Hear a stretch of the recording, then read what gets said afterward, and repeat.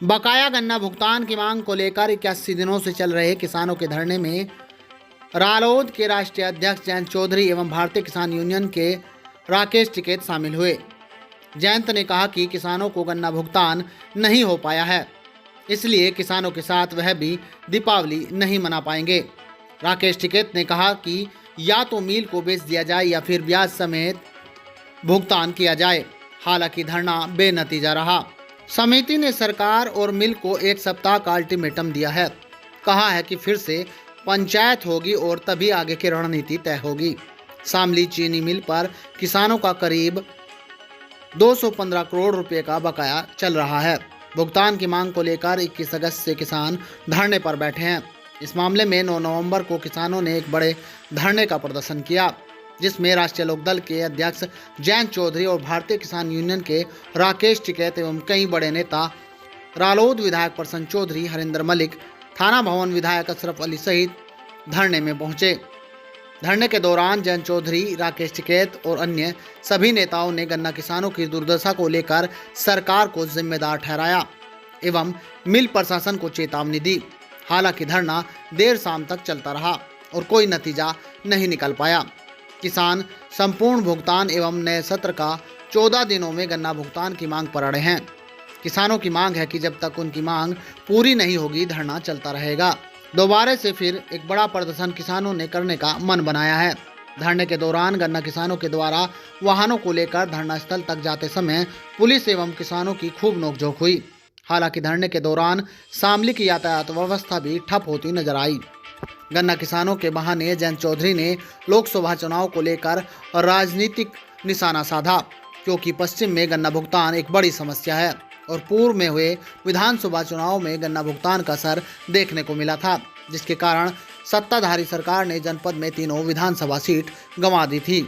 हालांकि धरने के बाद बकाया गन्ना भुगतान की मांग को लेकर किसान आर पार की लड़ाई की मूड में दिखाई दे रहे हैं। उन्होंने यह तक कह दिया कि जब तक भुगतान नहीं होगा मिल को चलने नहीं दिया जाएगा। इसी क्रम में किसानों ने इकट्ठा होकर शुगर मिल के चीनी गोदाम पर भी तालाबंदी कर दी। ये किसान के ट्रैक्टर देखकर सोचते हैं कि किसान बहुत तरक्की कर रहा है। मोदी जी भाषण देते हैं कि 5 ट्रिलियन इकोनॉमी हो जाएगी। कल बोल रहे थे, कह रहे थे कि मैं अपने तीसरे कार्यकाल में इस देश की अर्थव्यवस्था को नंबर 1 पहुंचा दूंगा।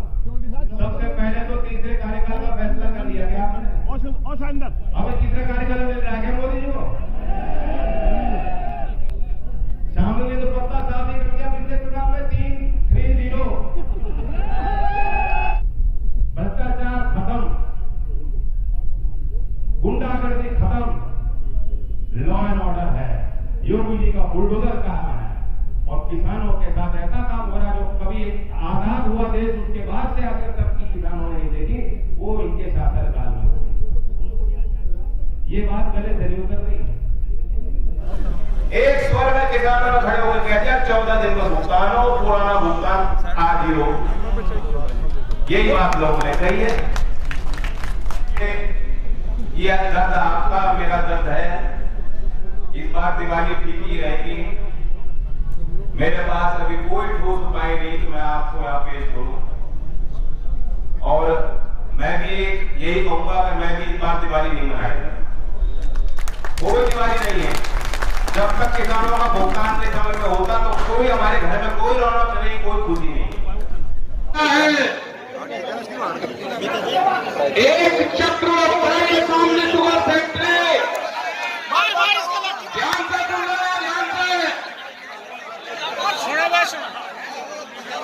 यहाँ पे अगर दोनों बड़े नेताओं को, यहाँ पे जो पॉलिटिकल बड़े नेता हमारे जयंत चौधरी है और जो नॉन पॉलिटिकल संगठन है, वे दोनों संगठन आज यहाँ पे शुगर मिल पे इनकी साजिश समझ लेना क्या है। साजिश ये है कि किसान के हक में तो मिल चलना चाहिए। अगर यहाँ घोषणा ये कर दी कि मिल चले तो हम दोनों लोग बदलाव हमें यहाँ पे दिवाली के बाद भी न ले लो। जिन लोगों ने भी ये धरना चलाया है सब लोग उन धरने के कमेटी के खाप पंचायतों के साथ में हैं और उनके की हिम्मत देते हैं कि उन्होंने ये धरना चलाया, ये आंदोलन चलाया शुगर फैक्ट्री पे, और आज बहुत विश्वास के साथ में सब लोग यहां पे आए। यहां 3 शुगर फैक्ट्री शामली की, एक शुगर फैक्ट्री जो ऊन वाली है राणा गुरजीत राणा की, वो जानबूझकर भुगतान नहीं देता, उसके पास में पैसे हैं। आरएलडी क्या करेगी, क्या निर्णय रहेगा? देखिए, आरएलडी तो किसानों की ही पार्टी है। सारे हमारे लोग यहाँ मौजूद थे लगातार, जब से धरना चल रहा है। विधायक गण भी आए, किसान भी हमारे ही हैं, और हमारी जिम्मेवारी बनती है कि किसानों के साथ हम खड़े रहें। आज हम इस उम्मीद को लेकर आए थे कि कुछ हल निकलेगा, लेकिन प्रशासन के रुख को देखते हुए और जो काम मिल को करना चाहिए, मालिकों को भी समझना चाहिए कि किसान सबसे पहले है। वो तब शोहरत कमा पाएंगे अगर किसान उनका सहयोग करेंगे। और किसान आज ये चाहता है कि 14 दिन में उनका भुगतान हो। 338 करोड़ सिर्फ शामली के 3 मिलों का बकाया है। चौधरी साहब, सिर्फ किसानों की तरफ ध्यान नहीं दे रही, ईडी की तरफ ध्यान दे रही है। आगे की रणनीति क्या है? आगे समिति ने जो फैसला लिया है उसके साथ हम लोग खड़े हैं। आपने राजस्थान में 5 सीटें मांगी थी, एक ही आपको मिल पाई है, क्या कहेंगे? पैसा नहीं मिला तो किसान दीपावली नहीं मनाएंगे। मैं भी किसान भी नहीं मना रहे, उनकी स्थिति नहीं है, ना मैं मनाऊं। राजस्थान में आपने 5 सीट मांगी थी, केवल मात्र एक भरतपुर की सीट एक मिली है, लेकिन देखिए राजस्थान में एक ही पार्टी के साथ कांग्रेस ने अलायंस किया, वो आरएलडी है, और हमारा पुराना गठजोड़ है, मजबूती से लड़ेगा। 2024 लोकसभा चुनाव में कितनी सीट आपको मिलेंगी, कितना तय हुआ है? अच्छी मिलेगी, जितना लोग उम्मीद कर रहे हैं उससे ज्यादा ही समाजवादी मिलेगी। पार्टी अपना कैंडिडेट उतार रही है मध्य प्रदेश में भी, क्या कहेंगे? पहले भी उन्होंने उतारे, पहले उनके विधायक भी रहे हैं, वो उनका निर्णय है। तो क्या इंडिया जो बना हुआ है गठबंधन, तो क्या ये मजबूत नहीं है? इंडिया को तोड़ने की बात कोई नहीं कर रहा, और जिस तरह इंडिया के घटक दल अलग अलग जगह लड़ रहे हैं, एनडीए के घटक दल भी लड़ रहे हैं। राजस्थान में दुष्यंत चौटाला अलग क्यों लड़ रहे हैं, वो एनडीए में नहीं है क्या? तो साहब, जैसे चुनाव चालू हो जाते हैं ईडी अपना छापेमारी करने लगती है, सरकार का अब ये तो अमित शाह जाने क्या सोच के कराते हैं। ठीक है भाई साहब, धन्यवाद। धरना दे रखा, क्या पूरा मामला? देखो, मामला पूरा ये है कि शामली शुगर फैक्ट्री, जितनी भी शुगर फैक्ट्री है, 3 शुगर फैक्ट्री यहाँ पे है। राणा जो गुरजीत राणा है, जिसकी ऊन शुगर फैक्ट्री है, वो पैसे दे सकता है। उसने दूसरी फैक्ट्री के भी पैसे दिए। वो इसलिए पैसे नहीं दे रहा कि 2 फैक्ट्रियों ने नहीं दिया तो वो भी नहीं दे रहा, वो दे सकता है, उसके पास में पैसे हैं। तीसरा, जो थाना भवन की बजाज वाली, उनका कुछ पैसा सरकार पर था, उन्होंने वो दे दिया, कुछ उन पर बकाया रहेगा, तुरंत वो भी उनको देना चाहिए, व्यवस्था करके किसानों से वहाँ पे बातचीत करें। और सबसे ज़्यादा पैसा 225 करोड़ रुपया शामली शुगर फैक्ट्री पे है, और ये शामली शुगर फैक्ट्री एक टाइम पे नंबर 1 पर होती थी। यहाँ के जो आसपास के गांव भी थे वे भी बड़े मजबूत थे। आज ये पैसा नहीं दे रहे तो इस फैक्ट्री की सबसे ज़्यादा वैल्यू ख़त्म हो रही। यहाँ के किसान जितने भी हमारे जो खाप चौधरी ने, उन्होंने ये धरना दिया, ये यहाँ पे पिछले 2-3 महीने से धरना चला रहे हैं। यहाँ पे हम सब लोग इनके साथ में हैं, और सारी खाप पंचायतें और किसान संगठन इनके साथ में ये भुगतान दे, और जो भी कमेटी निर्णय लेगी हम इन कमेटी निर्णय के साथ में हैं। ठीक है सर, सरकार ध्यान ही नहीं दे रही है करने का। देखो, सरकारों का काम तो ये हो गया, सरकारों का काम ये है, और शुगर फैक्ट्री का भी। शुगर फैक्ट्री ये समझती है कि गन्ना तो हम खरीद लें और भुगतान सरकार कर दें, ठीक है जी। इनके जब तक दूसरी इंडस्ट्रीज बंद नहीं करोगे, जैसे बजाज वाले हैं, उन्होंने पूरा पैसा डाइवर्ट करा, अपना जो बिजली पावर प्लांट लगाए उसमें करा इसने ललितपुर के अंदर। जो और फैक्ट्री हैं उसमें भी इसी तरह की दिक्कत हुई। कुछ ग्रुप हैं यहाँ पे, मोदी शुगर वाले हैं, उन्होंने भी दूसरी इंडस्ट्रीज में अपना पैसा डाइवर्ट करा, इन्होंने भी पैसा डाइवर्ट करा है। भाई क्यों पैसा नहीं दे रहे? किसानों की कोई जिम्मेदारी नहीं है। जिम्मेदारी ये है कि डिजिटल भुगतान सरकार करवाए, सरकार उस पर ध्यान दे कि डिजिटल करवाए भुगतान। जैसे दूसरी चीज़ें कार्डों से होती है, ये झंझट ही खत्म हो जाएगा। आप डिजिटल शुरू हमारा करें, यही हमारी अब सरकार से डिमांड रहेगी आने वाले टाइम। 14 दिन में गन्ना बकाया भुगतान की बात की 14 दिन में तो गन्ना, 14 दिन में तो ब्याज भी बात है, गन्ना भुगतान भी है, नहीं हो रहा ना।